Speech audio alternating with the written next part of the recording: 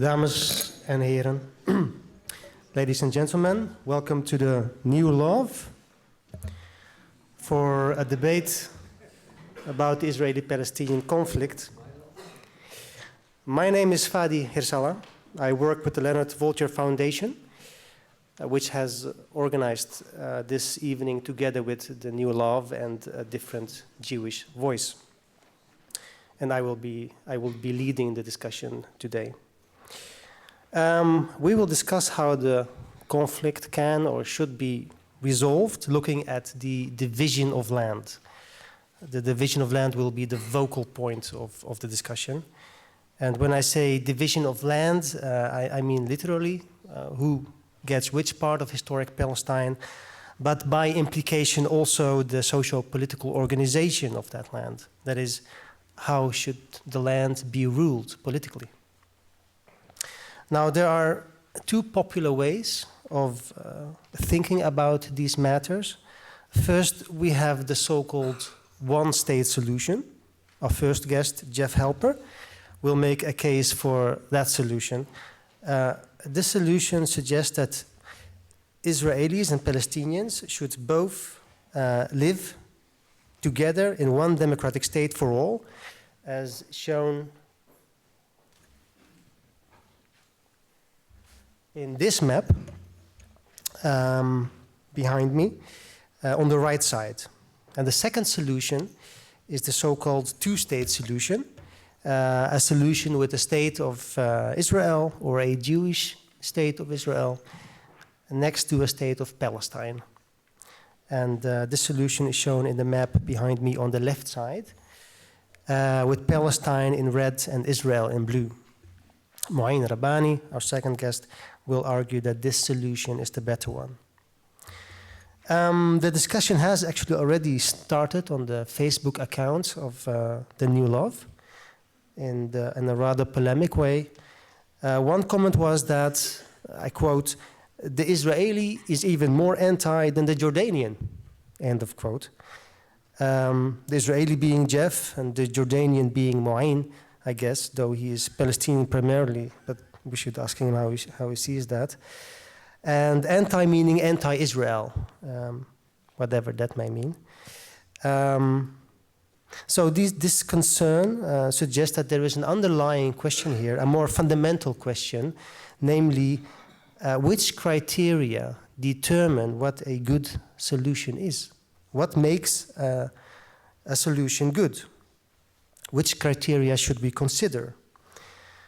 And the speakers will pay attention to that fundamental question. Both speakers will take into account the interests of both parties, the Israelis and Palestinians, and they will discuss why the solution they prefer is both just and achievable for all parties involved. So they will take these fundamental criteria into account, as they have done in previous discussions on this topic. I expect a very interesting and lively discussion about a topical question. Looking forward to it. The one versus state solution question has actually been debated for quite some time now, but it has only more recently received broad and international attention. The two-state solution has been mainstream for decades now within the international political community, but it has also been viewed with suspicion, if not rejection, among many Israelis and Palestinians. And the one-state solution seems to gain increasingly more support on a grassroots level. So we have a real question, a tough question, and I expect that we can make some progress today in gaining some more understanding about it based on a constructive and civil discussion. It's always important to say that when you are having a discussion about this topic. In the first hour, until approximately 9 o'clock, perhaps a little bit later, Jeff and Mouin will discuss which solution they prefer and why in separate presentations. Then we will have a break for about 15 minutes. And you can ask questions in the second hour only. I can imagine you will have a lot of questions. And we will discuss as many as possible. But please write down your questions or memorize them and save them for the second hour. And we will end a little bit after 10 o'clock, I expect. And afterwards, we can have a drink in the cafeteria. Before we kick off with Jeff's presentation, I would like to give the floor to Jaap Hamburger. He's the chair of A Different Jewish Voice. And he would like to briefly discuss why a Different Jewish Voice has co-organized this meeting. And he will do so in Dutch, I think, or in English? In Nederlands, oké.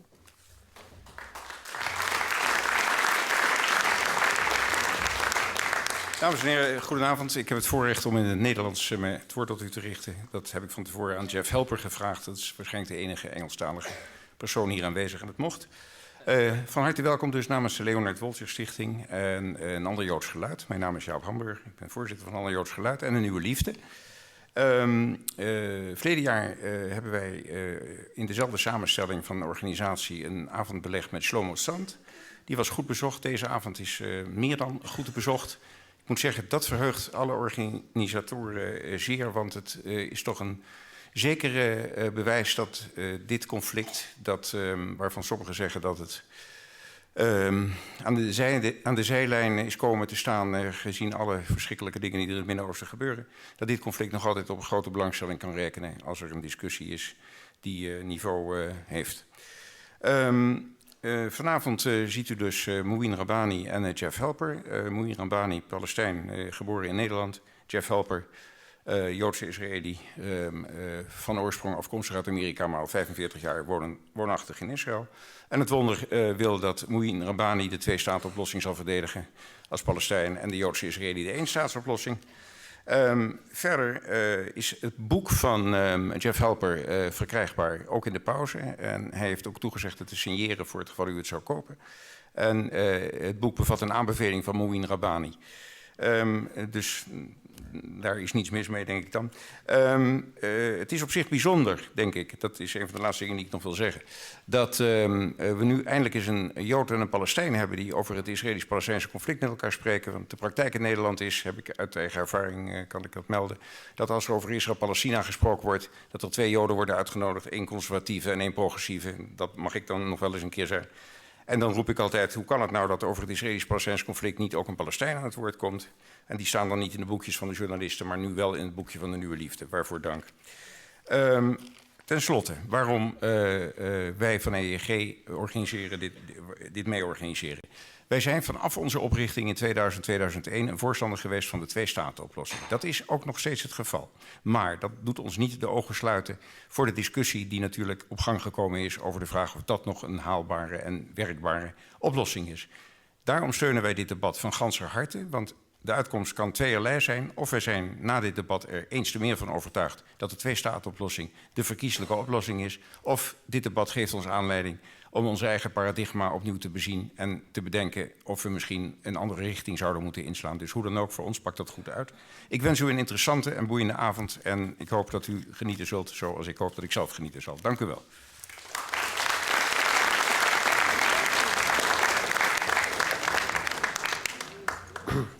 Thank you, Jaap. Now let's proceed with the first presentation, which is Jeff Halper's presentation about why the one-state solution should be preferred over the two-state solution. Jeff Halper is an Israeli anthropologist and the head of the Israeli Committee Against House Demolitions. He is an internationally well-known activist and scholar and has taught at universities in Israel, the US, Latin America, and Africa. Among his many academic and political writings are Between Redemption and Revival, Obstacles to Peace, An Israeli in Palestine, and his latest book, which you can buy here, published this year, War Amongst the People, Israel, the Palestinians, and Global Pacification. Jeff participated in the first and successful attempt of the Free Gaza movement to break the Israeli siege by sailing into Gaza in 2008. And he serves on International Support Committee of the Bertrand Russell Tribunal on Palestine, and he was nominated by the American Friends Service Committee for the 2006 Nobel Peace Prize, together with the Palestinian intellectual and activist Ghassan Andoni. Jeff, we are very happy and honored that you've come all the way from Israel. And please, you have the floor.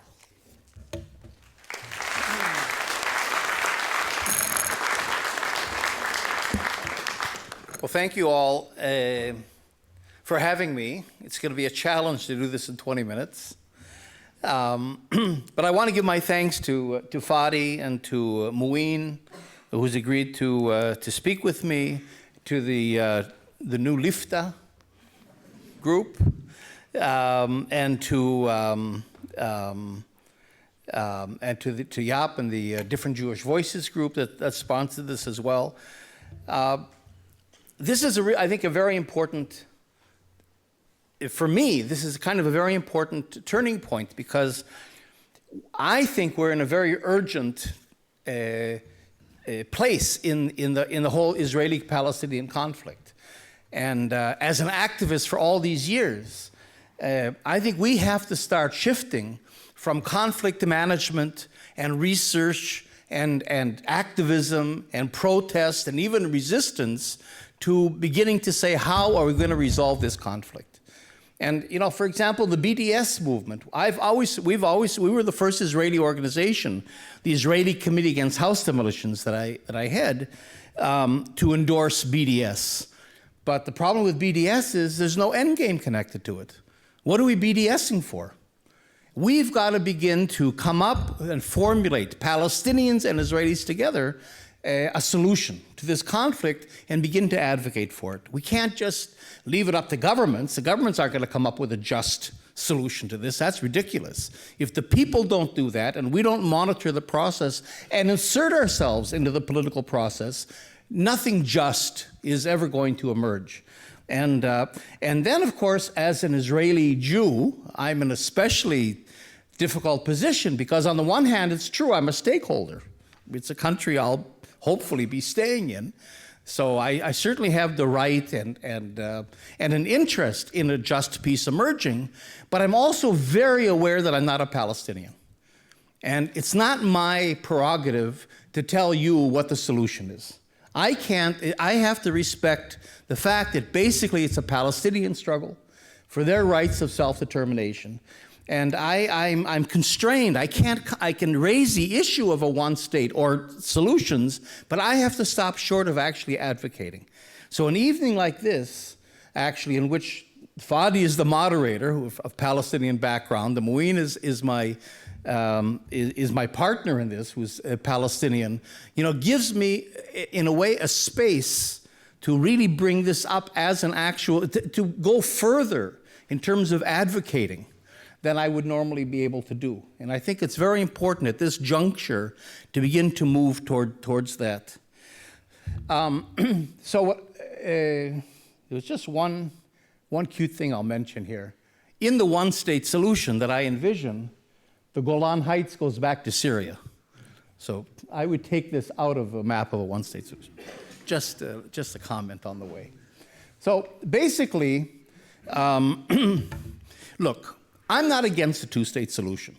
The two-state solution was the program of the Israeli peace movement for many years.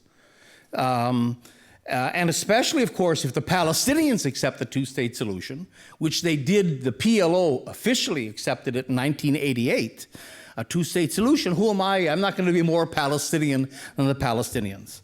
It's not a just solution, of course, because as we all know, a two-state solution would only give the Palestinians a state if they got every centimeter of the occupied territory on 22% of historic Palestine. Even though the Palestinians will be a majority population in this country. So it's not a fair or just solution, but what it has going for it, the two-state solution, and I understand why Palestinians really are reluctant to give it up, is that it is the culmination of a national liberation struggle. If we can't, you know, the Palestinians have been for a century engaged in a national liberation struggle for independence, freedom, self-determination. The idea being that, okay, if we can't liberate all of Palestine, That's not maybe in the cards. Never even to have a small state, a two-state solution would at least give us, the Palestinians, a modicum of self-determination, membership in the international community. You know, we'll be in the UN, we'll go to the Olympics, we'll have a flag, something. So I can understand why giving that up, abandoning a two-state solution, is something that really is very difficult for them to do. It means transforming their movement from a national liberation struggle to a civil rights struggle. Now you're locked into one state with your oppressors. There's a danger because Israel, of course, is stronger economically, institutionally, educationally in certain ways than the Palestinians, that the Palestinians could become an underclass. There's all those dangers, and there'll never be a Palestinian state. So I can understand the Palestinians are really caught between a rock and a hard place. On the one hand, if you're 20 minutes in Palestine, you know the two-state solution is gone. It's simply gone. It's not going to happen. But again, to shift to a one-state solution has tremendous implications beyond the actual. It's not a default. It isn't like, okay, the two-state is gone, now let's do one state. It's much more complicated and difficult for Palestinians to do that because it really means giving up, in many ways, a national liberation struggle and very important parts of what they see as their right to national self-determination. So I'm not against a two-state solution. Where I'm coming from is simply from the conclusion, wanted or not wanted, that it's not going to happen. It's simply not going to happen. So from my point of view, to advocate for a solution that's irrelevant, it simply muddies the water. It doesn't get us anywhere, really. And we've got to, as we say in English, bite that bullet and really begin to say, okay, if it's gone, now where are we going in this struggle? Now, just really briefly, because I only have these 20 minutes, I would say really quickly, why is the two-state solution gone? I would say for 5 reasons. One of them is the whole idea of Judaization. This is a term we don't use very often. We're trying to get it to be more used because this is the whole point of the Zionist movement until today. The idea that this is the land of Israel. And what Jabotinsky wrote 100 years ago, that's become a basic fundamental element of Zionism, is that we're in the process of transforming Palestine into the land of Israel. We're Judaizing the country, we're Judaizing Jerusalem, and this is a term that the Israeli government uses officially. This isn't like one of my leftist concepts or something. The Israeli government, in its political policies, in its urban planning, we talk about Judaizing the Galilee, Judaizing Jerusalem. And I think the Judaization has gotten to a point where it's completed. The process has been completed. I would argue there is no more East Jerusalem. There's no such thing as East Jerusalem. It's a fiction. There's a couple little Palestinian islands in a big Israeli-controlled Jerusalem. There are today more Israelis living in East Jerusalem, what was the Palestinian part of the city, than there are Palestinians. I would argue there's no more West Bank.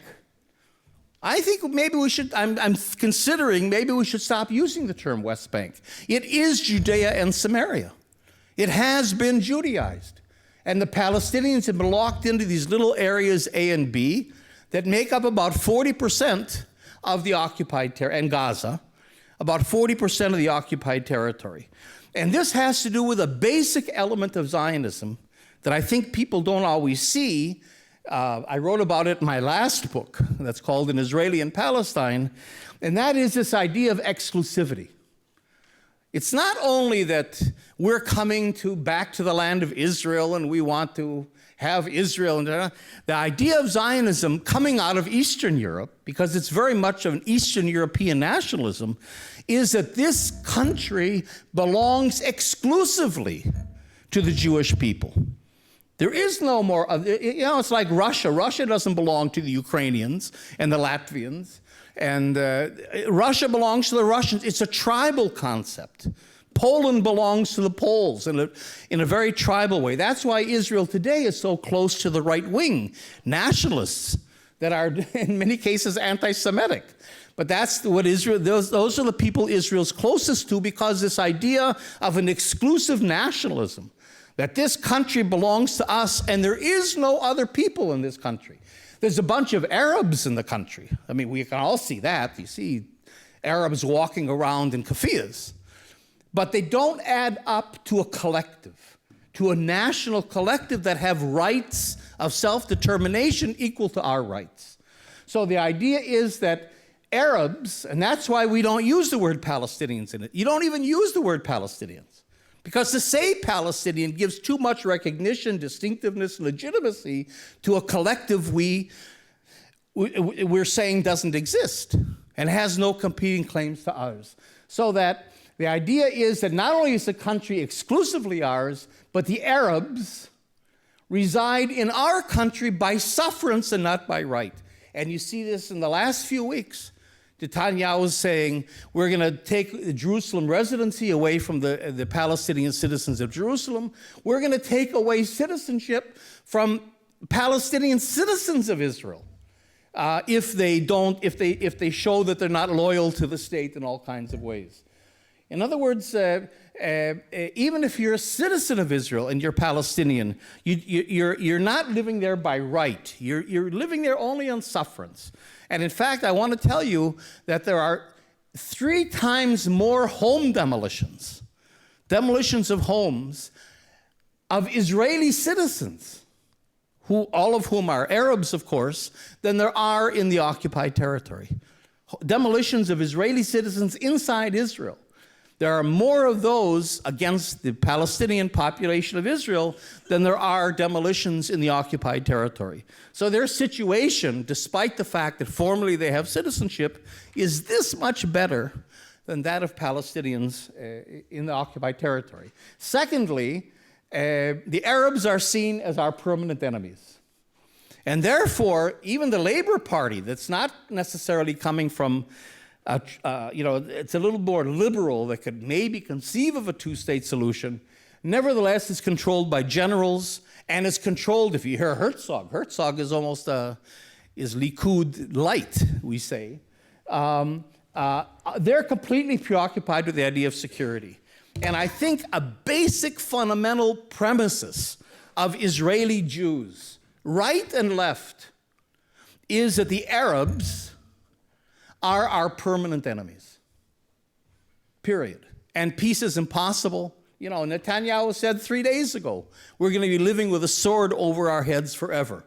And Barak in the Labour Party, he's the one that told Israelis, and he was the chief of staff, he has some authority here, that the Palestinians are simply not partners for peace, period. Peace is impossible. And therefore, the Arabs are our permanent enemies.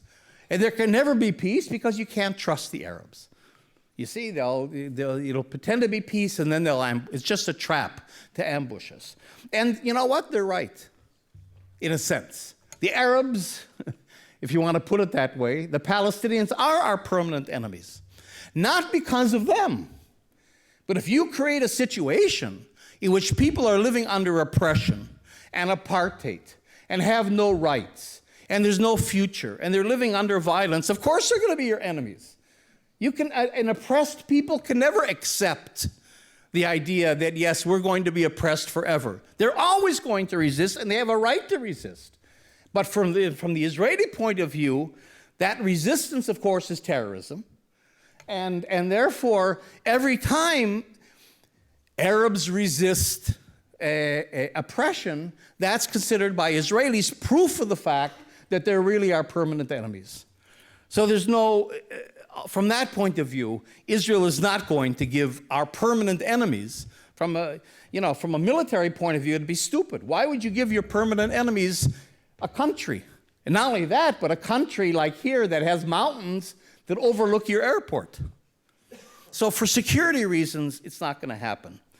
There's another reason that I write about in my book that I'm not going to get into now, which would be much more than 20 minutes.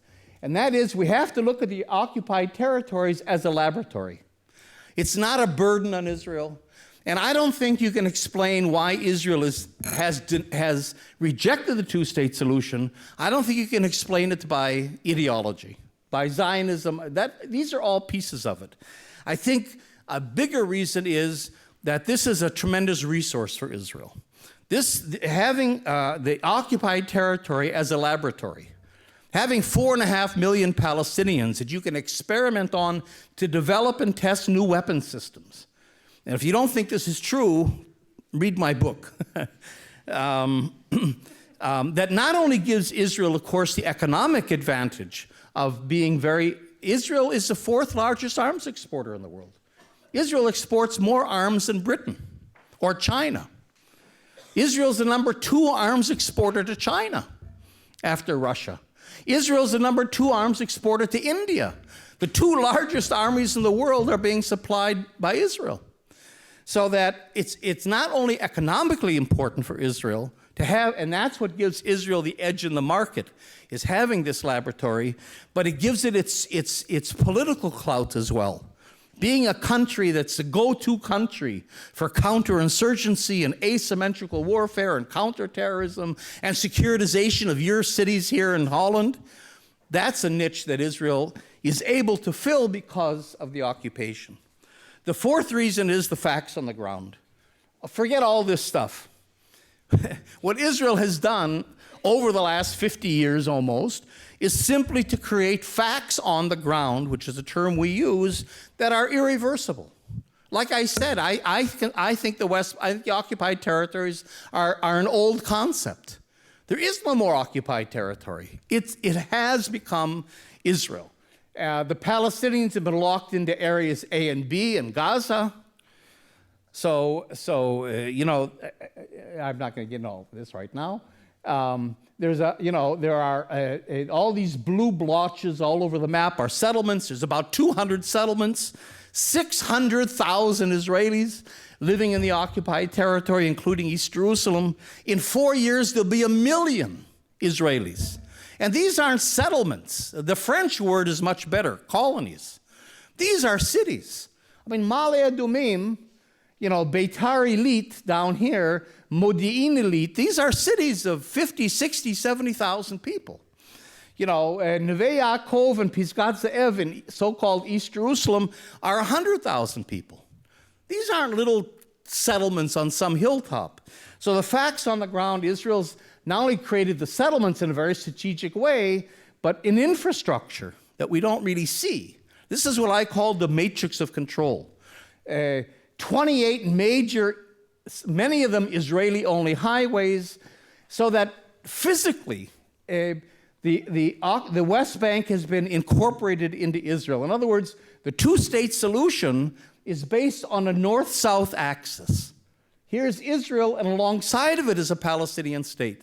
So what Israel has done is to create east-west lines, highways, settlement blocks. These are the pink areas that are called settlement blocks. I won't get into all of that, but that's very important.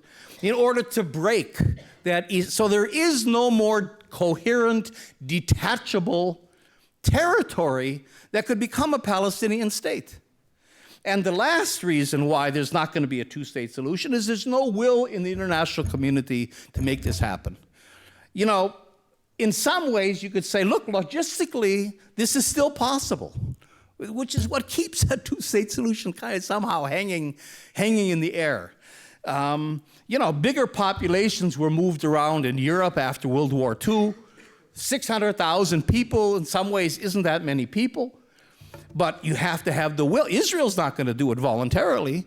There has to be the will on the part of the international community to force Israel back to a point where there could be a Palestinian state. Does anybody see that happening? Can you imagine the American Congress telling Israel you have to abandon your cities and move back into Israel for the Palestinians? Can you imagine the Dutch parliament doing that, or government? I mean, it's ridiculous. It's simply not in the cards. And so those are 5, I would say, fairly good reasons why I think the two-state solution is gone. What interests me more is what would replace it. And I hope I have another, how many minutes? 5 minutes? Okay. I'm trying here. So from my point of view, we have to begin to think in terms of, it seems to me that there's mathematically, there's 5 solutions. I'm eliminating 2. Throwing all the Jews into the sea, which has some Palestinian advocates, and I'm eliminating that as a solution, and throwing all the Arabs into the desert, which has some parties in the Israeli government advocating for that, including the former foreign minister. I'm excluding that. If we exclude those extremes, there's 3 solutions, it seems to me almost mathematically, that exist. One is the 2-state solution. That could have worked. Again, it wasn't just, but that would have given the Palestinians a coherent territory, access to the sea, borders with Arab countries, Jerusalem and Bethlehem, which isn't a bad resource. They have agriculture, they have a very strong, educated class, and the Palestinians have, what people forget, is a very educated and affluent diaspora that would also kick in. They're not starting where, let's say, the black Africans did in South Africa. They're starting from a much stronger position. It could have worked, but it's not going to happen. It's just not going to happen, in my view. So I eliminate it. Not that it shouldn't have happened, but okay. So where are we? The second option is apartheid. That's what we have today. And that's the solution from Israel's point of view. If you look at how satisfied and smug Netanyahu is today, after his meeting yesterday with Obama, he won. The American president said, you know what? We're not going to deal with Palestine anymore. It's off the table. And we're going to give you $30 billion in new arms over the next 10 years. You want anything better than that? Israel, from its point of view, has won. The Palestinians have nowhere to go. They're completely isolated. And of course, Israel is now in the process of absolutely suppressing any Palestinian resistance. We're in a mopping up phase, I think, from the Israeli point of view. So I would argue not only is the 2-state solution gone, but we have already a 1-state. The reality is 1 state. There is only 1 state between the Mediterranean and the Jordan River today. There's only 1 government. Don't tell me the Palestinian Authority is an effective government. There's 1 government over this entire country. There's 1 army, obviously. There's 1 currency. Whether you're in Gaza or Hebron or Tel Aviv, you're using the shekel, all controlled by the Bank of Israel. There's 1 highway system, there's 1 water system, there's 1 electrical system. By every measure, there is 1 state in this entire country today. And it's a Judaized state, and it's an apartheid state. It is apartheid. You have the separation of Jews from Arabs, which is what apartheid means in Dutch. Apartness, and you've got then a regime of not just separation but domination. So when you have separation and domination as a regime, that's apartheid. Whether it's based on race or religion or nationality or the color of your eyes, who cares? That's apartheid, and you have an apartheid regime today. So it seems to me that this Israel says we can sustain apartheid. And you know what? There's Israelis that use that term today. We can sustain apartheid in the way that South Africa couldn't, because we have, you have the enlightened Europeans with all their human rights, could easily live with apartheid. They're not going for a 1-state solution. They're pretending there's a 2-state option, and that simply allows Israel to perpetuate apartheid forever. So the Europeans could live with apartheid very well, unless we, the people, begin to be a force. I'll come to that. Well, there's not much of a later, but so that Israel thinks it can sustain apartheid. I think our position has to be: there is 1 state today. It's an apartheid regime, and that is unacceptable. That simply cannot be, just like it couldn't be in South Africa. So that leaves us, I think, mathematically almost, with only 1 more option. and that is this. You know what? And the Palestinians don't have to accept this way of phrasing it, but in a way, this is kind of the underlying logic. How do we sell this to the governments and the wider public? I would say this. Israel, you eliminated the two-state solution. You did that. Abu Mazen didn't do that. The Arabs didn't do that. You, Israel, over the last 50 years, consciously, deliberately, systematically eliminated the two-state solution. That was your choice. You did that, and you succeeded. I mean, it's a little country. You don't have to, you know, after all these years and billions of dollars and settlements, it's not hard to do. You eliminated the two-state solution. You, Israel, created one state. Okay, if there is one, I'll end on this thought. If there is one state, Israel created it. Okay? So, we have one state, we accept that. One state, okay, we accept that. But it can't be an apartheid state.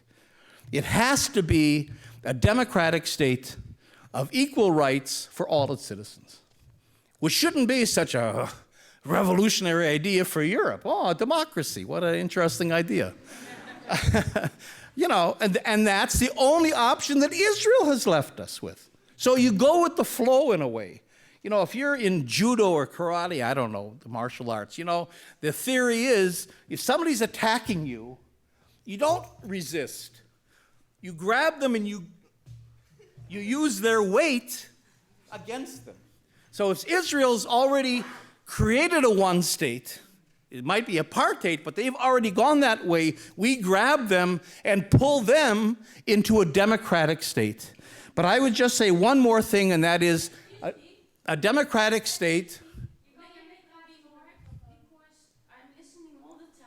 And what? You were talking about your normalization and anti-normalization. Okay, I don't know. In the questions and answers, we'll talk about that. All right, I'm 3 minutes over my time, so let me just finish. So what I'm saying is then, I would add one more element, and that is binationalism. We have a binational reality.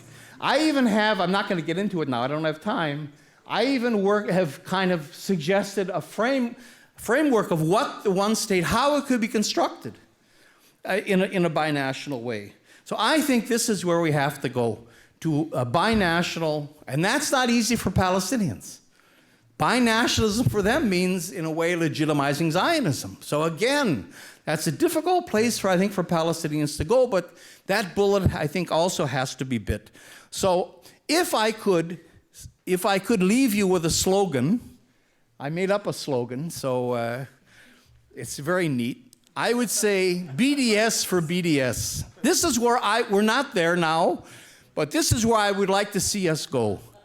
Boycotts, divestment, sanctions for a binational democratic state. And that then connects the BDS movement and our political activism with an end game. And I think it would make our work much more effective. Thank you.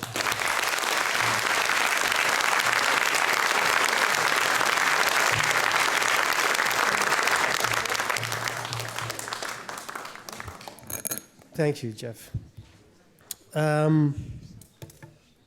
We will now proceed to the second presentation, which will be given by Mouin Rabbani, who will discuss his preference for the two-state solution. Mouin Rabbani is an independent researcher and analyst specializing in Palestinian affairs and the contemporary Middle East. He has previously served as Principal Political Affairs Officer with the Office of the UN Special Envoy for Syria, and he was the head of Middle East with Crisis Management Initiative, Marty Atisari Center, and he was a senior Middle East analyst with the International Crisis Group.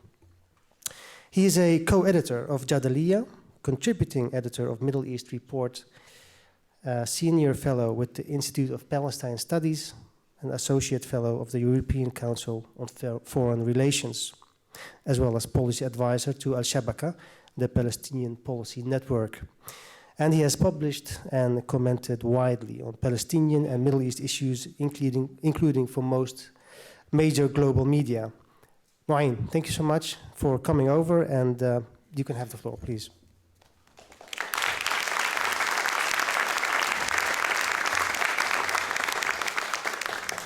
Thank you very much, Fadi. It's an honor to speak at an event that's co-organized by the Vulture Foundation.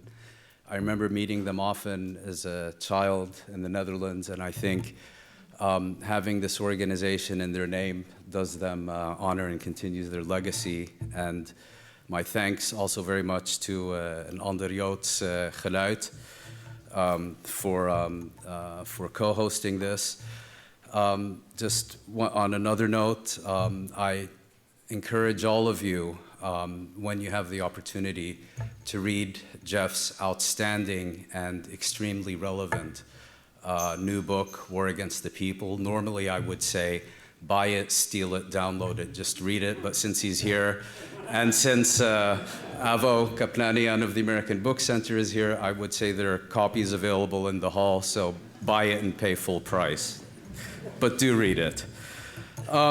Jeff, thank you very much for your presentation.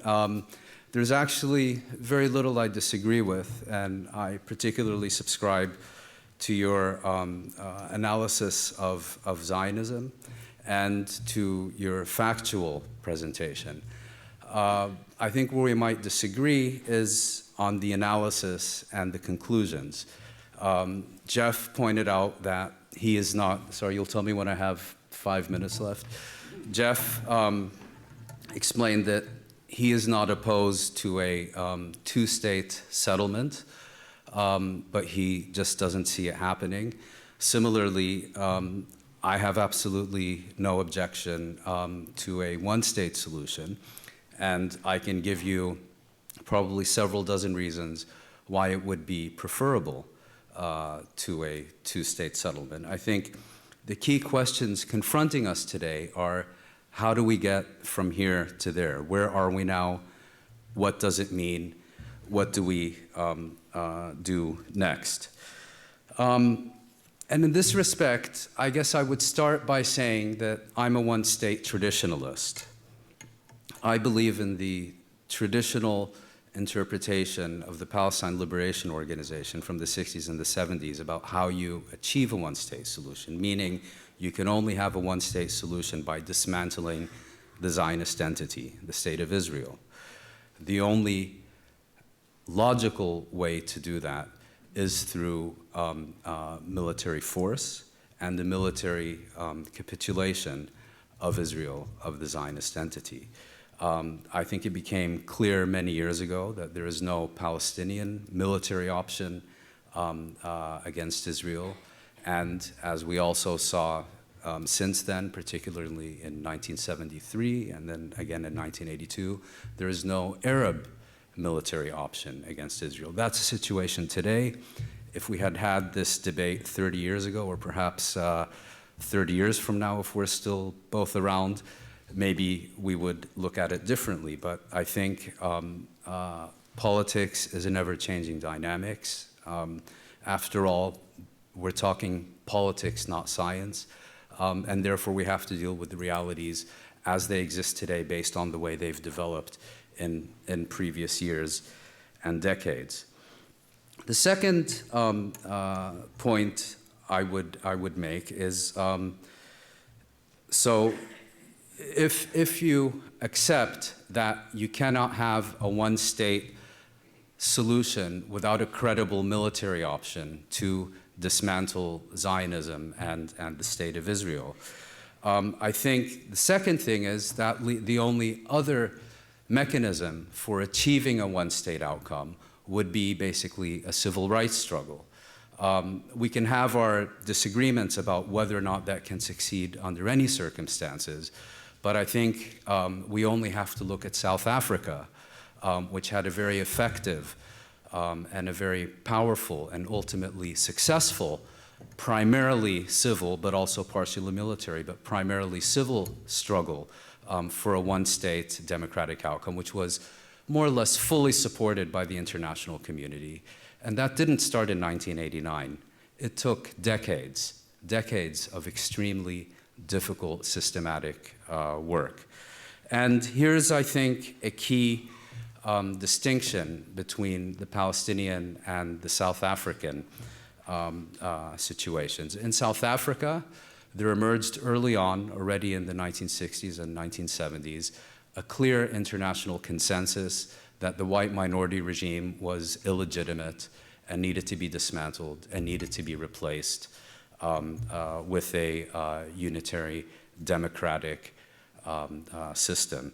In historic Palestine, we have a very different international consensus, which basically accepts the state of Israel, but also does not accept Israel's rule in the occupied territories and calls for that as being the unit of Palestinian self-determination, along with the just resolution of the refugee question.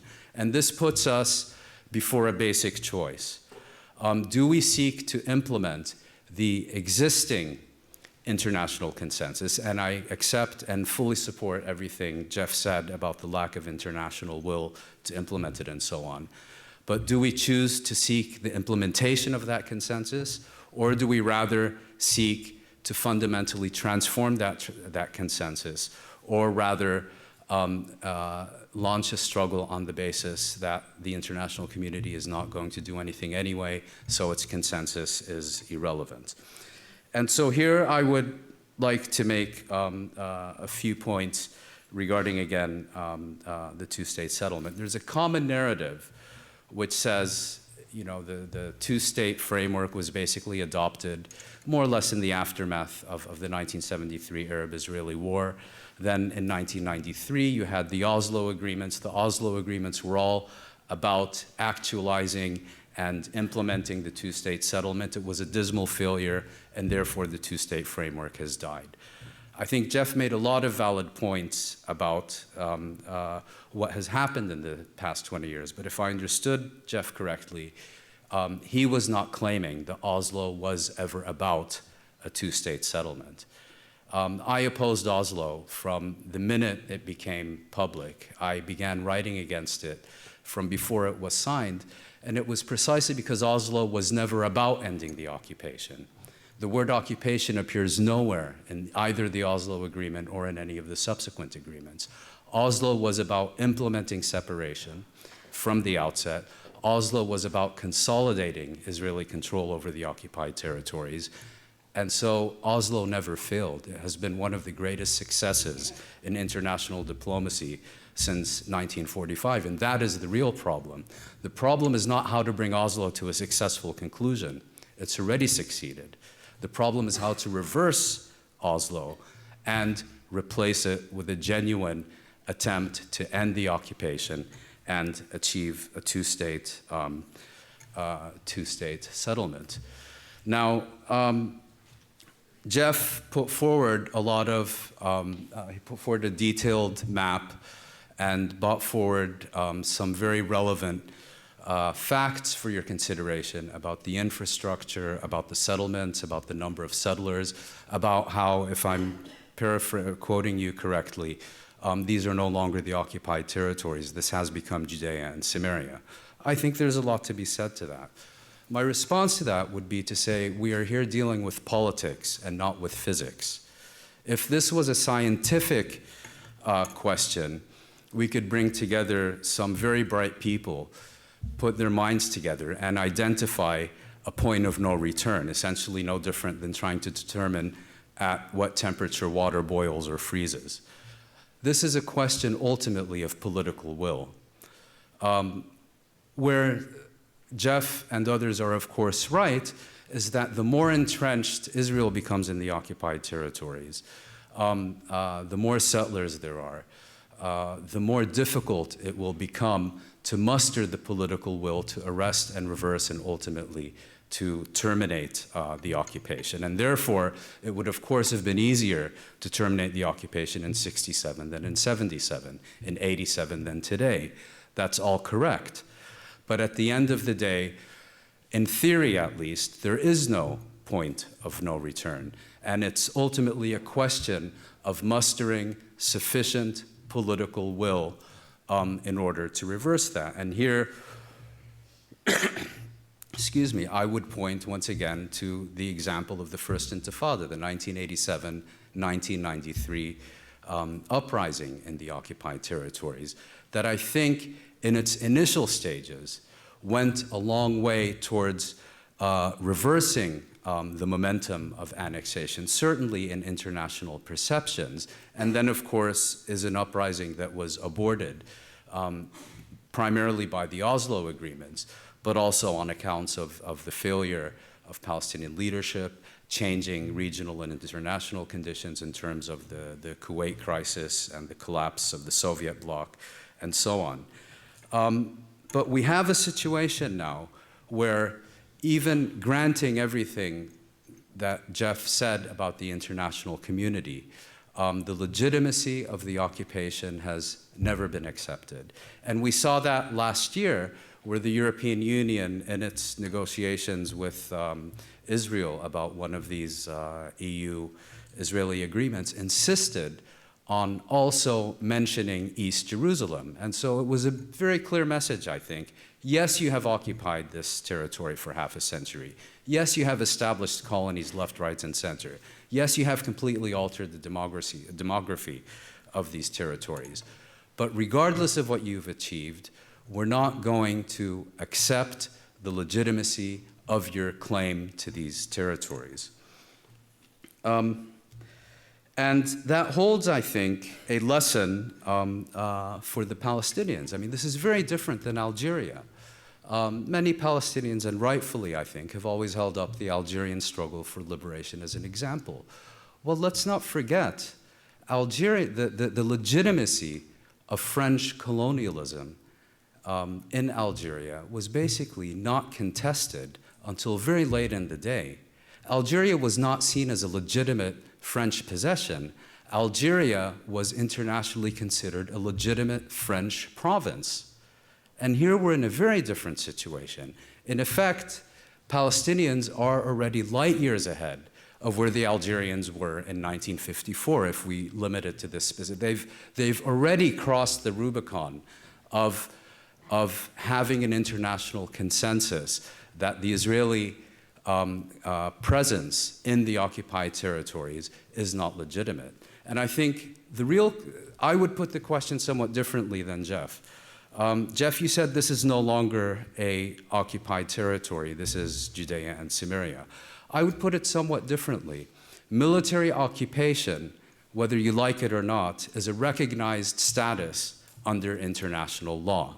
And I think the challenge for the Palestinians is to basically demonstrate that the Israeli presence in the West Bank and the Gaza Strip, including East Jerusalem, no longer conforms to the recognized status of a military occupation. And therefore, it's no longer just a question of specific Israeli policies, such as settlement expansion, house demolitions, and so on, being illegitimate and illegal, but of Israel's very presence in these territories being illegal. We already have the 2004 International Court of Justice ruling, which basically settles all these questions. Now, of course, you can say it's just ink on paper, but this, I think, is a challenge for Palestinians.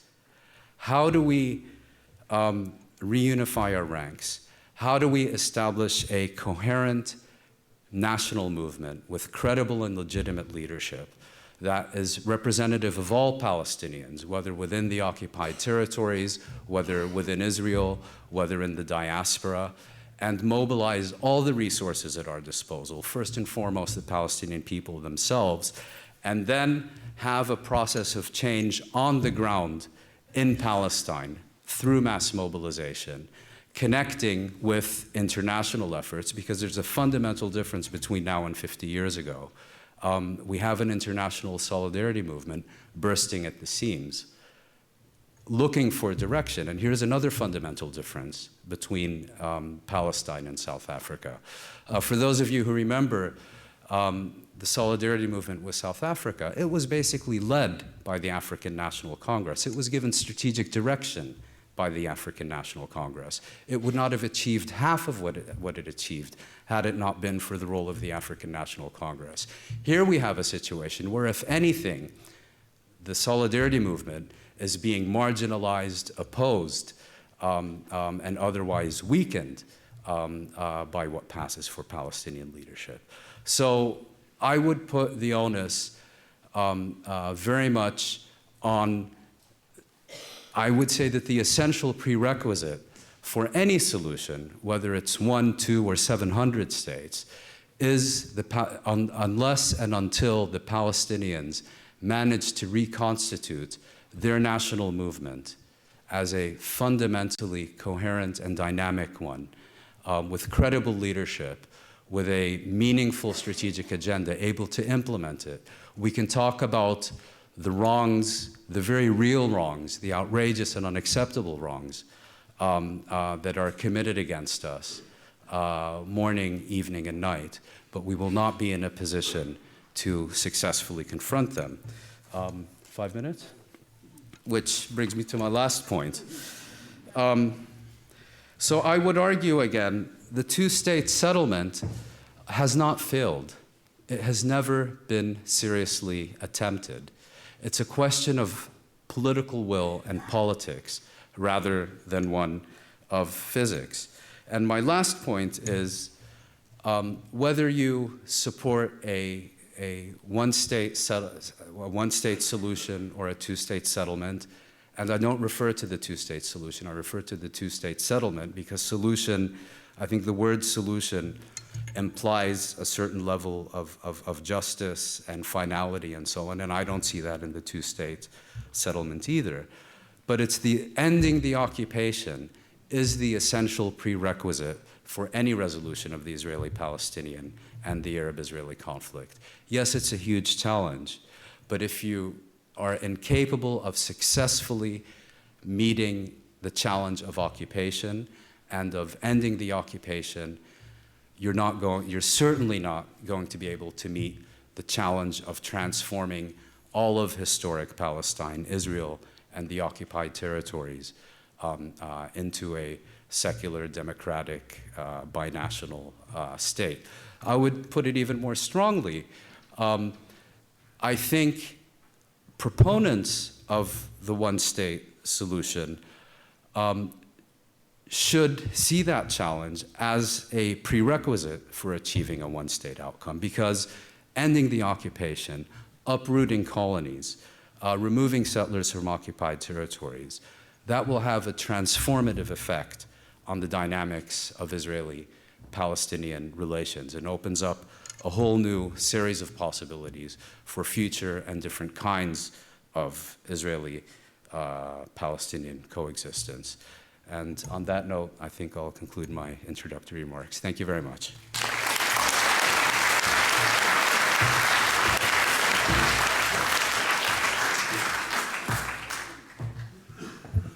Thank you, Mouin. I want to give you an opportunity to respond to each other, but we are running late already, so we'll do that after the break, a break for 15 minutes.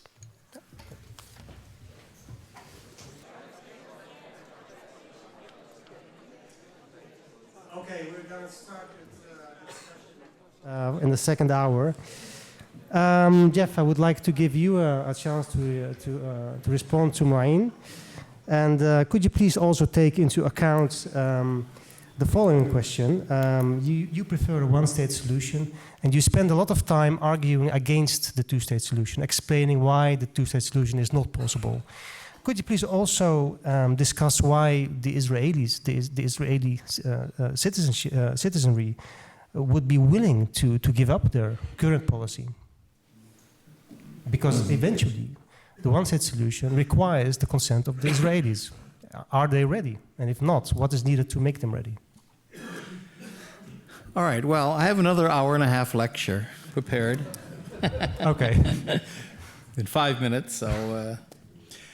all right, I can't deal with everything, but Mouin and now Fadi brought up another whole thing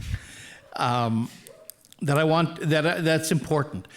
I think what I didn't have time to talk about in terms of the political dynamic is that right now this discussion is academic. And it's very interesting for me as a professor. The word academic in English, at least, means irrelevant. So that shows you where we are. But it's, in other words, it's all academic, right? This is all in the air, and it's ideas, and it's nice, but it's not, because you got, and Mouin referred to this in a gentle way, because you got a Palestinian Authority whose job is to keep the lid on, to keep control. Israel in Oslo outsourced the occupation to the Palestinian Authority. So now the Palestinians are talking about living under two occupations. So as long as there's a PA, nothing's going to, this is all, we can talk until we're blue in the face. Nothing, but I don't think the PA is sustainable. I think there's powerful interest, including Israel, that wanted to stay there. Without the PA, Israel has a real problem, but I think it's going to collapse. I think sooner rather than later. Now, I don't know if this is analysis or wishful thinking. It's somewhere in between. But I don't see the PA as being especially sustainable, especially after Abu Mazen leaves. You know, he's halfway out already. He has one, you know, he's resigned from his PLO positions. It's clear that he's, now there's a danger that Dahlan might come in. But after Abu Mazen, I mean, today, to be honest, it's a collaborationist regime. After Abu Mazen, it's an outright collaborationist regime. I mean, there's nothing, you have a Palestinian Authority and no political movement, no political process, nothing political. So it's clear that it's simply an extension of the occupation. I think we have to build the collapse into our analysis. Once the collapse happens, once the PA leaves the scene, either resigns, collapses, is fired, I don't know what happened, that's the game changer, I think. Then Israel, in my view, in that vacuum, Israel would have to reoccupy the Palestinian cities and Gaza, you know, and in the chaos, and hopefully, you know, I'm not wishing violence and death on any of us, obviously, but in that chaos and probably violence that emerges, I think the occupation will be unsustainable. Israel couldn't sustain it, and I don't think the international community could pay for it. You've got 4.5 million people with no infrastructure, no economy, nothing. Israel couldn't support them. I don't think the US and Europe is going to pick up the slack for that forever as it has. I think that would be, and after that happens, the collapse happens, that opens new possibilities that don't exist today. In that situation, then I think the one-state solution becomes realistic. I'm just trying to address, I think the only disagreement between Mouin, and it's not really a disagreement between us, is this whole issue is the one-state solution realistic? Can it really happen? How would we get there? Is what Mouin was asking, which is really an important question. I think in a sense it has to do with, you know, we were talking about this before, the whole regime in South Africa. If we think about it, these big systems of injustice, it seemed very strong. South Africa, the Soviet Union, Franco in the Philippines, Mubarak, the Shah in Iran, you can go on and on and on. These are strong regimes that all of a sudden, poof, they're gone because they're not sustainable in the end. Our job, part of our job as civil society, is to make the occupation unsustainable. But I think the big thing is if the PA leaves the scene, that really makes it unsustainable. And that opens then new possibilities. And then the one-state solution becomes an actual relevant thing. The problem is that governments, given that option, are not going to go there. Governments do not, justice, human rights, international law, those are not concepts that motivate governments. I mean, Jimmy Carter was laughed out of office as president because he tried to make human rights an element of American foreign policy. That's not the way governments work, and they think in terms of conflict management, not resolution. If there's going to be a just solution, we, the people, have to be the ones that articulate it, that formulate it, and that begin to be an active actor in this drama and force the government and not allow the governments to allow a nice papered over liberal apartheid regime to succeed. One of my strategies, so my fear is, quickly, my fear is that this collapse is going to happen. And the left, what could I tell you about us? We're not ready. We're not talking to each other. Palestinians and Israelis aren't talking to each other. There's an anti-normalization thing going on in the occupied territories. They're not even talking to us. Even the anti-Zionist Israelis, they're not talking to each other. They're not talking to us. Mouin talked about the crisis of Palestinian leadership. This has to be led by Palestinians. We can't, you're in Holland aren't going to liberate Palestine. And without Palestinian direction and an end game and all that you had in Algeria, we're not going to get anywhere. And I think that my fear is, again, that the PA is going to collapse, opportunities will open up, and we're not ready. We have nothing to offer, we're not actors, and then we'll do what we always like to do. We'll bitch and we'll moan and we'll protest and we'll have a demonstration somewhere and that's not the role I would want us to have. So what I'm suggesting is, in my last second, even if we can't get yet to a solution, it's not quite the time for a solution. I don't know, for all the reasons we've talked about. I think we should take a page from the book of the ANC in South Africa and begin to work together, even a small group of critical Israelis and Palestinians, on our version of a freedom charter. In 1955, already the ANC had a freedom charter, which was its vision document of where it wants to go. And it was inclusive. It talked about a non-racial South Africa. These, I'm not going to get into them now, but you can see them at least. These, I think, are 6 elements that have to go into any just solution, whether it's 2 states, 1 state, or 700 states. Whatever it is, these, I think, have to be dealt with. And if we had a group of Palestinians and Israelis sitting down, and we got to a freedom charter idea, and break through, for example, issues of binationalism. That's not an easy issue for Palestinians to deal with.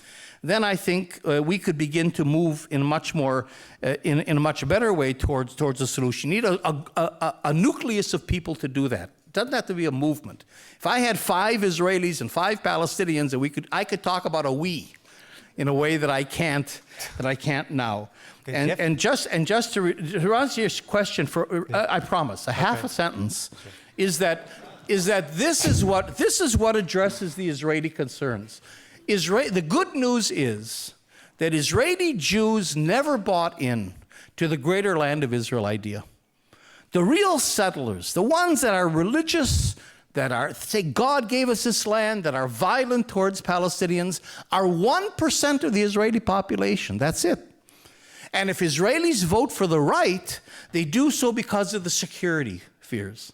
So if you can have, for example, a freedom charter, if we can have some kind of a statement that we can build on, that signals to Israeli Jews that whatever the solution is, they're included. It's inclusive, and they're a part of the, whether it's binational, whatever other formulation, I think Israelis could go there. I don't think they're opposed to the 2-state. As a matter of fact, during Oslo, 85% of Israeli Jews were for a 2-state solution. But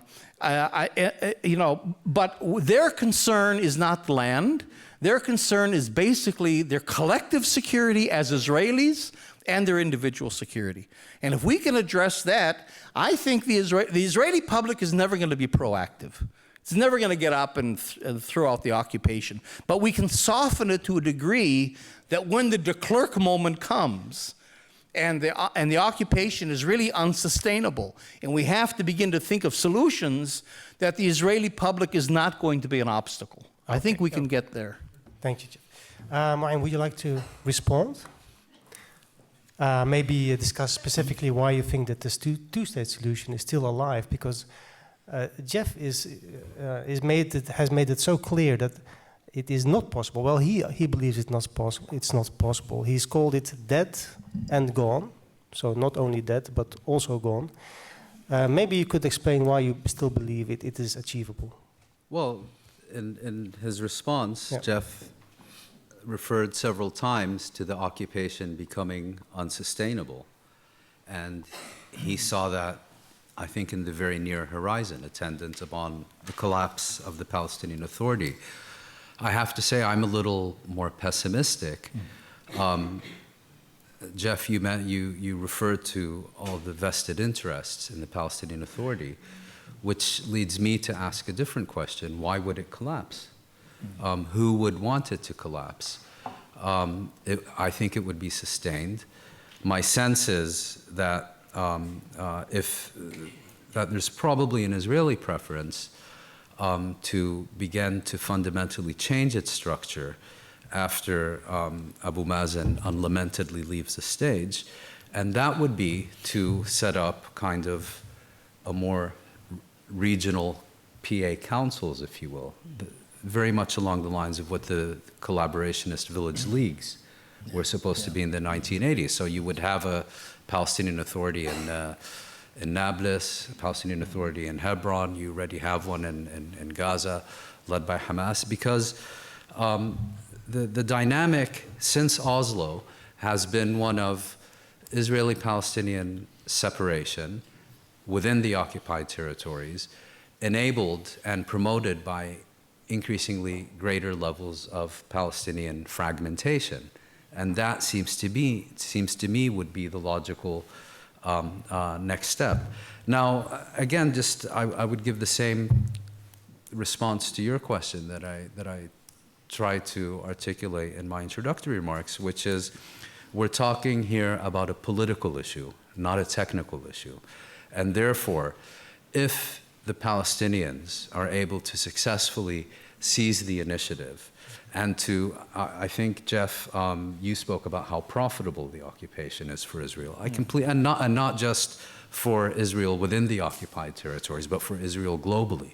I think if the Palestinians can once more manage to increasingly raise the cost to Israel of its occupation so that it becomes a losing proposition, both in terms of reality on the ground within the occupied territories through mass mobilization, coupled with increasing international pressure on Israel, and I completely agree with Jeff, this isn't going to come from prime ministerial offices and parliaments, except on the basis of popular pressure against decision makers internationally. Under such conditions, as with every other colonial situation that I can think of, you can begin to envisage a situation where Israel will conclude that the occupation is no longer tenable. Now, Jeff, I think, is saying, yeah, but when you get to that situation, you're in fact already halfway towards a one-state outcome, which then becomes more logical and even more achievable than a two-state settlement. I think that's where we have a difference of opinion. Thanks. I would like to open the floor for questions. If you have a question, please raise your hand and wait for the microphone. And in order to have as many questions as possible, I need to stress that we need clear and concise questions. No monologues, please. No monologues? No monologues, no long stories. That constrains me. The monologues are for you. You can introduce your question, of course, but only very briefly, please. And please indicate whom you want to ask the question, Jeff, mine, or perhaps both. Yeah? That's it.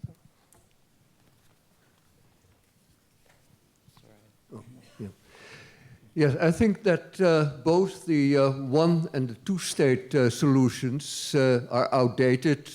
After all, it's now almost 50 years that it has been a gimmick from the part of the Israeli government to play with the idea of a two-state solution and peace talks, while claiming that there's no partner for peace, while in fact the Israeli government never has been an honest partner for peace, as you both explained quite well.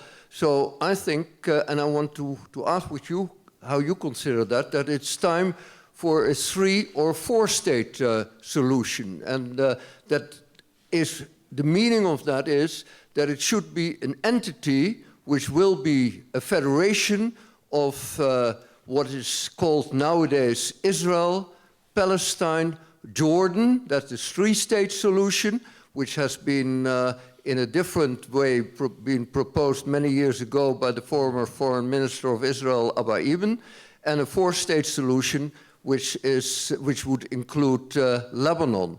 And I think that that would be the most realistic and pragmatic solution, because then you would solve a lot of the security issues, the economic issues, because after all, what Israel is offering the Palestinians is no capital, no sovereignty over its water, its land, Okay, its airspace, its borders, and Clear. so on. Thank you. And Thank you. Thank you. Thank you. Let's collect a few questions. Are there any more questions yet? In there behind? Achterin.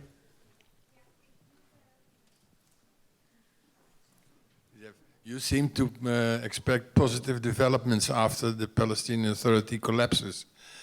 I'm afraid that the Israeli forces will take the opportunity to drive the Palestinians across the Jordan. So what's your question? No question? Okay, thank you. Why support that? Why support that? Okay, that's the question. Why support that? More questions. Gentleman in front. 2 short and concise questions. One to Mouin. Why on earth did the Palestinian leadership agree to Oslo, in your opinion? And one concise question to Jeff. Why do you think if the Israeli leadership under a so-called moderate labor government did manage to torpedo the 2-state solution, why would it, under a far right leadership, accept a decent 1-state solution? Sorry, I didn't understand. Could you please repeat? What is it? If Israel managed to torpedo the decent 2-state solution, why does Jeff think that a much more right-wing Israeli government would accept a decent 1-state solution? Okay, thanks. Okay, first the first question about the 3-state versus 4-state solution. Please, could you give both your opinion on that question? Well, actually, that's number 6 on this list that I think is important, because I mean, I agree with you, and I didn't want to get into this tonight because it's not exactly the talk, but it's true. It's really an issue. Israel-Palestine itself is too small a unit to cram all the solutions into. The 1-state solution is, and the 2 states even more so, is on the way towards something else. And I think that, if we look at even the basic, even the Palestinians, I mean, we're talking about a regional conflict. We're talking about the Palestinians aren't only half the Palestinians live in Palestine. And of course, you've got about 5 million refugees in other parts of the Middle East. In Jordan, where Mouin lives, there's a very established Palestinian community there that wants maybe a Palestinian state, but doesn't necessarily want to go live there. The Palestine has become a more of a regional entity in that sense. The refugees are wider than simply Palestine itself. Issues of water, issues of security, issues of development. All of these are regional issues. You can't cram everything into little Israel-Palestine. And so, I mean, it seems a little silly to talk about this given the whole meltdown of the Middle East today. But, even people like Kerry in the US, not the brightest bulb in the chandelier, But even Kerry says you're not going to resolve or stabilize the wider Middle East until you resolve the Israel-Palestine conflict. It's that aggravating. It's going to prevent any other kind of movement. And I think the Palestinians have a leverage here. I don't know if they're all aware of it, and that is that I think the Palestinians have a moral authority, very much like Nelson Mandela and the black Africans after the end of apartheid. You know, this is a people that's fighting not just Israel and colonialism and occupation, but really this whole international system, neo-colonialism, this whole international system in a way, the people in Benin and Gaza are fighting. And they have a certain moral authority. And I think if we get to a point where the Palestinians say, we've reached a political arrangement with Israel that addresses our national needs, and from my point of view, again, I go back to the idea of one binational democratic state, but whatever it is, now is the time to begin to talk about the wider Middle East. And we've got to really be concerned about the wider Middle East. The Palestinians have that moral authority that they would be a voice, I think, of a really constructive voice that could bring a lot of, have a tremendous influence in the wider Middle East. So what I'm talking about is, in the beginning, even to start thinking about it, is a Middle East confederation. I mean, if the actual historical unit of this part of the world wasn't these states, these are all created by Europeans. It was what we call Greater Syria, which maybe isn't the term we want to use exactly, but you know, it was Syria, parts of Jordan at least, Palestine, Lebanon. This was the historical, economic, cultural, geographical unit of that part of the world. So I think we should begin to think in terms of a Middle Eastern confederation. I mean, I still think, since you're not going to eliminate states, I mean, even in Europe you haven't done that, I still think Israel-Palestine would be a part of that confederation as one state, as one component. But I think we should begin to, that should also be a part of the vision. Where are we going regionally? Because we're not, you know, anybody that works in development will tell you that you need regional, even what's called even regional development. If Israel-Palestine gets into a wonderful peace, and we're in love with each other, and the economy's doing great, but we're in a region that's poor and autocratic and unstable and violent, it's not good. You're not going to be able to sustain Israel-Palestine either. So we've got to begin to think, I think, in those terms. So that question, I think, is very important because it is a part of the equation that we're not really talking about at all, I think, at this juncture. Thanks. I would also I would like to ask you the question about why Israel would support the one-state solution if it would not even support a two-state solution. We've discussed this before, but perhaps you could respond to the. Well, again, I just repeat that that I think for Israelis the issue is Israeli Jews. The issue is security. It isn't. I think Israeli Jews, you know, if the idea of a binational state was there. In other words, that they could, and you don't have to dismantle the settlements then. You don't have to leave Ma'ale Adumim and Hebron and so on, because once there's one country in which everybody can live everywhere, first of all, Ma'ale Adumim becomes integrated. Once Ma'ale Adumim is largely Palestinian, who cares? I mean, once you eliminate the controlling aspect and the exclusive aspect of settlements, they become normal places. I mean, I don't think Palestinians have any problem living with Israelis. They just don't want to live with Israelis where the Israelis are controlling everything. So you create a situation of equality, and I'm not going to get into it now, but I do have a whole kind of a, it's another lecture, but you know, there's models. I mean, the UK is a multinational but single state country.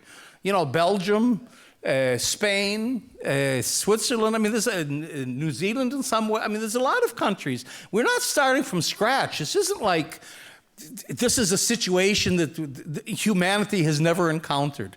There are models there for how you could build a just system, and the fancy word, at least in English, is a consociational state. Consociational meaning sharing. And I think just in one sentence, you would have a weak state like Switzerland. You know, in Switzerland, I mean, I don't know. Can anybody tell me who the president of Switzerland is? It's a rotative system. That's right. It's not a weak, it's not a No, I don't mean weak in that sense. What I mean is it doesn't, your identities have devolved more into the constituent communities that make up Switzerland. So it doesn't have, in other words, nobody knows who the president of Switzerland is. And that's a good thing, because it means that you don't have to, what would we call the country? Israel, Palestine, you know, we don't have, and in South Africa, you at least had a concept of South Africa. So what I'm saying is you could have a what I call weak, I don't know what, kind of a federal system like Switzerland in a way, so that it doesn't matter what the countries, call it oranges. It doesn't matter. The point is that you've got, I think you could develop two houses of parliament. One would be a normal parliament where everybody votes, you know, a real parliament. But the other one would be a kind of a communal house of parliament, so that there's two national communities. So Palestinians would vote for their Palestinian lists and parties and people. Israelis would vote for theirs. It would go into another house of parliament. Wouldn't have the same power, but it would guarantee the collective rights of each national group. Okay. Because just one half a sentence. The fear of Israelis is what happens if there's a Palestinian majority? You see, you go back to the security. What if the Palestinian majority says, you know, Shabbat is no longer Saturday, we're going to eliminate that, or you know, that's their fear. So if you create a situation where the national communities can guarantee the integrity of their national, that there will be a Palestinian national, you know, and you can have self-determination that doesn't necessarily end up in an independent state. And if you can have that security for Palestinians and that national security for Israeli Jews, then I think Israeli Jews, you know, would be open to this kind of a thing. Okay, thank you. We need concise questions, but also concise answers, please. Let's collect some more questions, but also from Mouin, please. Yeah, in the front. In the front. There was a question. Oh, it was. Okay, well, let's move on with more questions. Yeah, I have a question just for Mouin, which is, you mentioned that the two-state solution is not to you a two-state solution; it's a two-state settlement. So it sounds to indicate that is a step towards another step. It's not a final destination. It's not a final solution. So what is, in your sense, a final solution? Because you sounded like you also explained about dismantling the Zionist entities and the Zionist institutions. Does it mean that you think that Jews should not have a state? And if that's the case, maybe that state should not be there. Is that what you're trying to imply? Or what is your solution after you achieve a two-state settlement? Clear, thank you. More questions, please. Up here. Ja, wijs me niet, want ik kon het niet zien. Do they have equal rights up there? Yeah. Please speak in the microphone. Yeah, my name is Rob Skarama and I am an action artist and I do a lot of action art in Palestine and Israel. And the Israeli and Arab word for action is Pa'il, Palestine, Israel. And there is a movement in Palestine and in Israel from young intellectuals and young people who find a complete new solution for Palestine and Israel. It will become a three-state solution, 3 states for 2 nations, for 2 people, a country without borders, no borders, and with Jerusalem as a capital. You should know these ideas, and can you tell me what you find, what your opinion about this solution? Thanks. Yeah, in the back, please.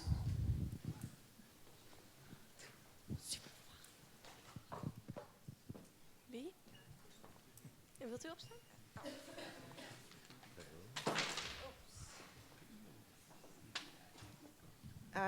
Yes, thank you for coming, firstly. To Jeff, how would you reflect on initiatives like the Geneva Initiative or the Arab Peace Initiative that is going on right now? Or actually the Geneva Initiative is very old now, but it's been reinvented every year. It's, as you know, an Israeli-Palestinian initiative, and earlier we were saying there isn't something like this. And if you could just find 5 critical people, then you could start something. Also, how do you reflect on people like only in Jerusalem you have like Mosrazi or Mir Margalit and people like that, or Hanin Zouabi? You could start something with them.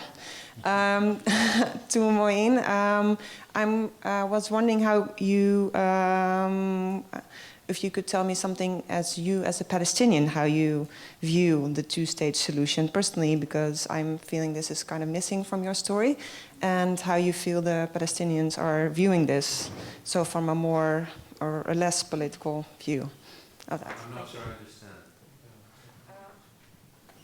I understand. My point is that, my question is, how do you think the Palestinians themselves, the people, feel about a one or two-state solution in Palestine? That's what I mean. Yeah. Okay, thanks. Mouin, the first question was about your terminology for the next step forward, which is a two-state settlement rather than a solution. And the question was, what is final for you? What is a final solution? Yeah, speaking of terminology, I wouldn't bring the term final solution into this discussion. No, I think you perhaps misunderstood me.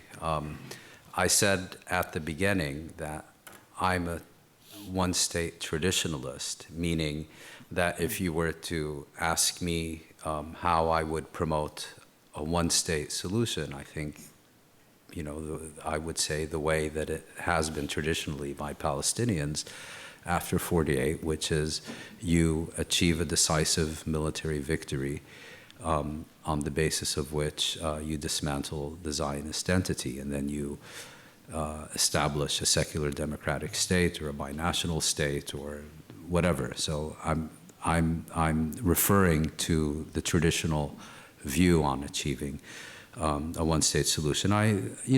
It's for all the reasons Jeff said. The reason I refer to it as a two-state settlement is because I do not see it as a permanent or the most just or the most solution, but I see it as an essential prerequisite to fundamentally transforming Israeli-Palestinian dynamics on the basis of which one can then begin to envisage and promote and advocate for other perhaps more just and more permanent solutions that would be done on a consensual and democratic basis. I guess maybe to put it slightly differently, I think at this historical juncture, Palestinians have every right to impose their political will on the Israelis and to unilaterally eject them from the occupied territories. If it can be done through negotiation, so much the better, but I don't think Palestinians are under any obligation to take any Israeli interest into account in terminating the occupation and establishing an independent sovereign state in the occupied territories in accordance with the international consensus and so on. When you talk about a one-state solution, I think the situation, for a whole variety of reasons, is fundamentally different. And I think the list of 6 points that Jeff presented speaks to that. So if I can just also answer the question about why the PLO, I think there's 2 reasons. There is a PLO reason, which is that, as you remember, in the aftermath of the 1991 Kuwait War, the PLO was essentially, let's say, it was financially virtually bankrupt. It was politically increasingly irrelevant. The Cold War came to an end. It's to the extent that it ever had a strategic sponsor, the Soviet Union didn't become weaker. It ceased to exist and so on. And it was basically an act of desperation to seek to reestablish its relevance. And I think more fundamentally reflected a failure of political vision and so on, the weakness of the national movement, the growing weakness of the Intifada at the time and so on. But I think there's also a second reason that relates specifically to the person of Yasser Arafat. With hindsight, I think it's fair to say that Yasser Arafat perfectly understood what Oslo was and what Oslo wasn't, and he didn't have any illusions about it. And for him, political agreements and so on were always of a very transient nature. And I'm speculating, but I think I'm largely correct in saying that Arafat signed on to Oslo in the belief, as it turned out, a false belief, and a lot of Palestinians felt from the outset that it was a false belief, that somehow this could unleash a new dynamic that would lead to two-state settlement. And then in 2000 at Camp David, when he realized this wasn't going to happen, he encouraged, tolerated, whatever, the Intifada. So I think perhaps a different leader either wouldn't have accepted Oslo because he would have looked at the fine print and been dissatisfied with it, whereas for Arafat, the fine print was never really an issue because he felt things changed, or maybe would have signed on to it, like Abu Mazen, in the full belief that it was an excellent thing to do, precisely by having understood the fine print. So. Thanks. We don't have a lot of time left, so I'm going to ask two questions. One for Jeff and one for Mouin. Jeff, there was a question about the Arab and Geneva initiatives. What do you think about it? And also discuss how you could, your thoughts about anti-normalization initiatives. About? The anti-normalization initiatives. Well, I mean, the Arab Peace Initiative is very interesting. It's sometimes called the Saudi Peace Initiative. And this, for me, I write about it in my latest book. This is what where I think the military comes into the equation. You know, I think the subtext. You know, Israel rejected it in 2002 when it was offered by the Arab League. You know, and didn't relate to it at all. But I think Sharon, to tell you the truth, who was a big thinker, he was a lot of other things, but you can't take it. It never worked out for him, but he was a big thinker, and I think he began to understand. I think there's a subtext to the Arab Peace Initiative, and that is, we want you to be the hegemon of the region, Israel. In other words, if you look at it today, there are few countries closer than Israel and Saudi Arabia. Not only in foreign interest in terms of Iran and so on, but also in terms of these all the threats to conservative Arab regimes, that the movements of democratization, the Palestinians, the Arab Spring, all these things represent. So that Israel, I think Israel's military might is something the conservative Arab regimes see as being on its side. Israel's on its side. We want Israel to be the regional hegemon because Israel will secure our regime's perpetuation. So that I think in many ways this really shows how becoming a military power the way it has been Israel's way of becoming accepted into the region. I think what the Arab Peace Initiative is saying to Israel, they're saying, look, even in Saudi Arabia, we have public opinion. You know, and we can't normalize with you. We can't make you the hegemon unless you get rid of this damn occupation. Get rid of the occupation, and we're all home free. You and Sisi and us and Saudi Arabia, we're all family. But you got to get rid of the occupation for this to happen. And I think Sharon got that. And I think, this is just speculation, that this was the thing behind the getting out of Gaza. I think that for him was a first step. You don't leave the Likud, you don't leave the ruling party and set up another party just to get out of Gaza.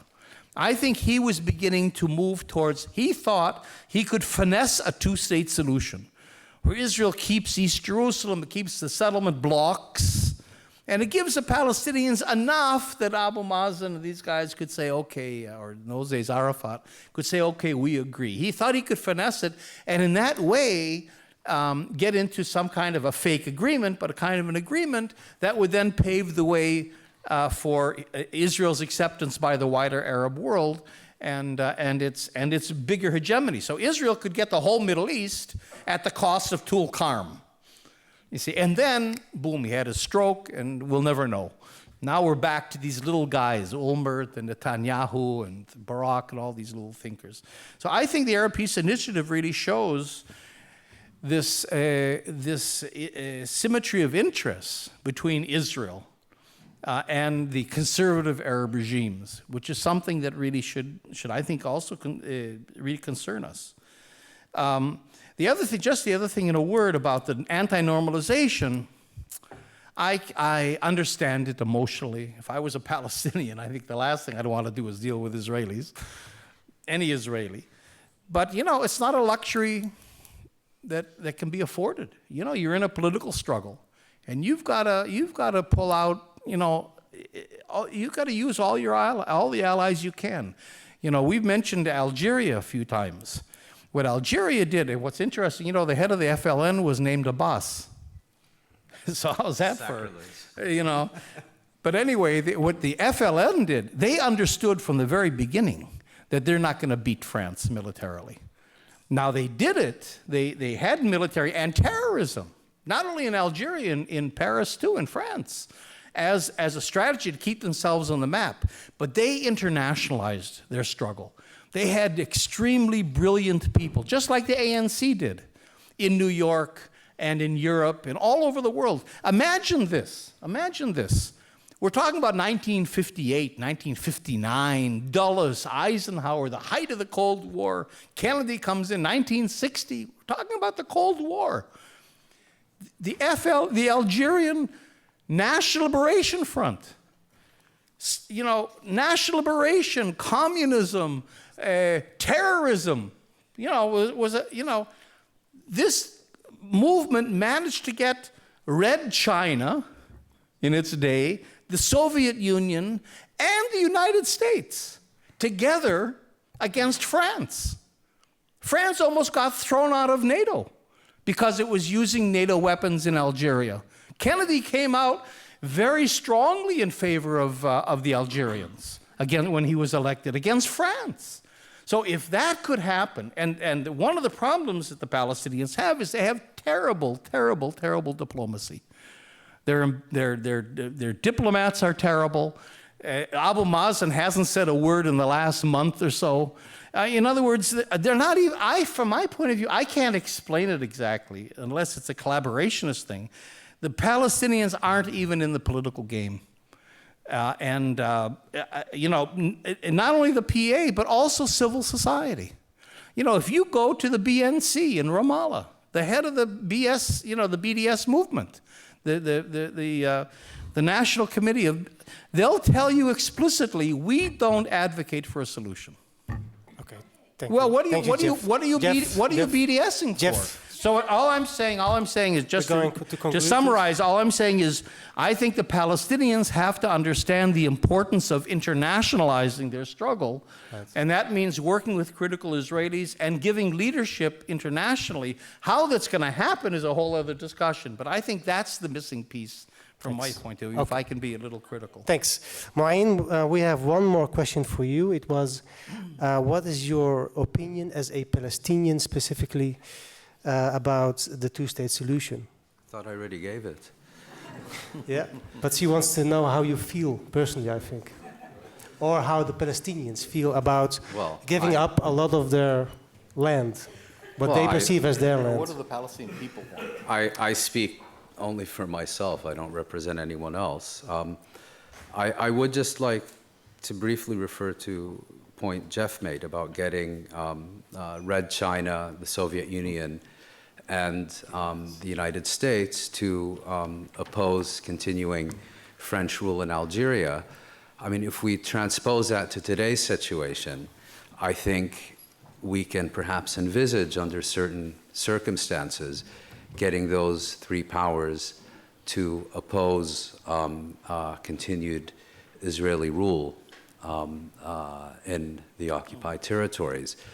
It's much more difficult, I think, to even imagine them coming together on a situation whereby Israel, which for better or worse is considered a legitimate member of the United Nations and all the rest of it, being transformed into a democratic binational state. You know, I think if you were to take a poll among Palestinians and say, give you three choices, go back to 1946, have a two-state settlement in 2015, or a one-state solution in 2020, I think probably no less than 99% would go for the first option. Again, you know, this isn't a discussion about ideals or what you want. This is a question, and to get back to the point Jeff made, yes, we can have academic, meaning, you know, politically irrelevant discussions until the cows come home. This is really an issue about politics and strategy and making meaningful differences to people's lives and ensuring, you know, that in our search for utopia, we don't eliminate the prospect for real and meaningful political change. Just in terms of Palestinian public opinion, I would just make one last comment, which is I've never really taken public opinion polling among Palestinians particularly seriously, except in the context of long-term trends. And the reason for that is that it tends to be fickle because there are so often such important and dramatic developments that tend to touch on individual Palestinians' lives that, if you compare it to a country like, you know, Holland or Switzerland, the results of these public opinion polls are almost always going to be, you know, how did you respond to what happened last week? And therefore you see wide discrepancies. At the beginning of Oslo, you know, I came out against Oslo from the very outset, but I have to admit, the majority of Palestinians in the occupied Palestinian territories, and particularly in the Gaza Strip, the significant majority supported Oslo because of the situation they were in and because of assumptions they made about what it would lead to. Today, I suspect, I haven't seen the figures, you would see much fewer Palestinians support a two-state settlement and growing support for a one-state outcome. If there were a serious, or perhaps even a not-so-serious, political process again next week, you would see those numbers begin to change. So, you know, of course, Palestinians have, like any other colonized peoples, have certain ideals and certain hopes and aspirations, but this is really about developing meaningful strategies to have real impacts on people's lives rather than engaging in academic discussions. And my view remains that the prerequisite for any solution is ending the occupation. And particularly my concern is, and this is based on something you said, and I know absolutely that you didn't mean it this way, but one of my main concerns about transitioning to a discussion about a one-state outcome, when you said, you know, the settlements would stay and they would be open to anyone, one of my main concerns is if you hear this in Brussels or in London or The Hague or Washington, isn't that going to be used to legitimize the settlement enterprise? And if there's one thing everyone, even the United States, is not has not yet legitimized the settlement enterprise. And I have a real concern that would be that would be one of the effects. So once again, I think a strategy that takes challenging the occupation as a fundamental prerequisite for any solution, and that focuses on a two-state settlement and a just resolution of the refugee question remains the best way forward. Okay. Thank you, Mouin. We don't have any time left. I understand you may have many more questions, but we don't have any time. So I'm going to close the discussion. On behalf of the Leonard Wooltje Foundation, the New Love, the New Liefde, and On Joods Geluid, I would like to thank you, the audience, for being present and for participating in the debate. And a special thanks on behalf of us all goes to Jeff and Mouin for being here. It has been a pleasure having you. Thank you so much.